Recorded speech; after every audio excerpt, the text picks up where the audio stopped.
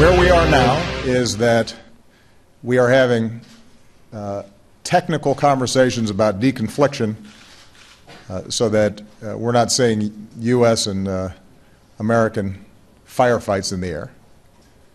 But beyond that, we're very clear in sticking to our belief and our policy that the problem here is Assad and the brutality that he's inflicted on the Syrian people, and that it has to stop.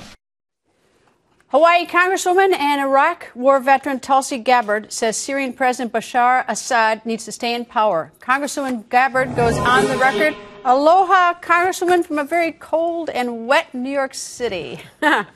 Anyway, so Aloha from beautiful, sunny Hawaii, Greta. That's what I was afraid of. Anyway, all right, you say that at least that Assad should stay for a while. Is that right? What I'm saying, Greta, is that the most important thing for us as the United States is to remember exactly who our enemy is. It's these Islamic extremist groups like ISIS, like Al-Qaeda, and we need to dedicate our resources directly into defeating this enemy. We should not stand by and allow Turkey to continue their bombing attacks on the very same Kurds who we have found to be our most effective fighting force against ISIS on the ground in both Iraq and Syria. And number two, we should not support the overthrowing of Assad. If we do that, if Assad were to be taken out tomorrow, what we would see is ISIS and Al-Qaeda taking over the entire country of Syria, presenting a threat to the United States, the American people, and the world like we've never seen before. And I take it sort of what you're sort of pointing to is a little bit what happened in Libya when Gaddafi, who was also a horrible man, was overthrown. All right. Secretary of State Hillary Clinton says that she's in favor of a no-fly zone. President Obama is opposed to that. In fact, he said running for president is a little bit different than being president. You served in the military in Iraq. What is your position on a no-fly zone, and what are the pros and cons? You know, I share the concerns of the Pentagon here is that if you're talking about a no-fly zone, you're talking about dedicating real, hard, tangible American military resources and service members to that effort with a very real likelihood and possibility of a quick escalation into a larger conflict, which really is not our focus. Once again, my position is strongly that we need to focus on exactly who our enemy is. That enemy is ISIS, Al-Qaeda, Al-Nusra, these Islamic extremists who have continued to gain more territory.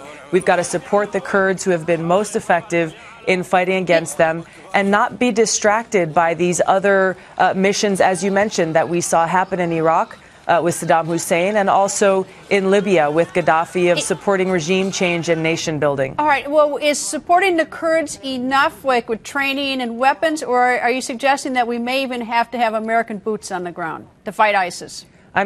I'm not suggesting that we have American boots on the ground because, for the very reason, we already have an effective fighting force on the ground in the Kurds. I've introduced resolutions, introduced amendments to the defense bill in Congress to say, hey, we need to directly support and arm these Kurdish fighters, both in Iraq as well as in Syria.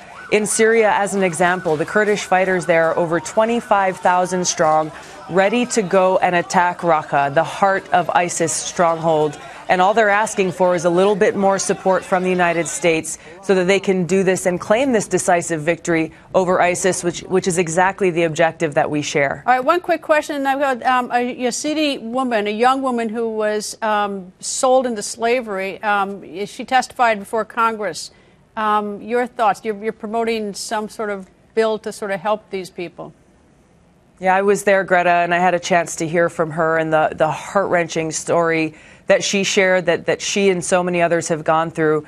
We've got a serious problem now where we have Christians, Yazidis, and other religious minorities who are really facing a genocide. My resolution seeks to deal with two problems. The first being that the administration has called for a very large increase in the number of refugees from the Middle East that the United States will be taking in. There's a national security concern there that those may be Islamic extremists that may provide a threat to our homeland, to our domestic security. And the second is that we've got these Christians, Yazidis, and other religious minorities facing beheadings, kidnappings, being sold into slavery, facing this genocide. My resolution, a bipartisan resolution with Congressman Duncan Hunter, seeks to address those two issues by prioritizing and saying those refugees should be these Christians and religious minorities, and also making sure that we're dealing with the national security concern.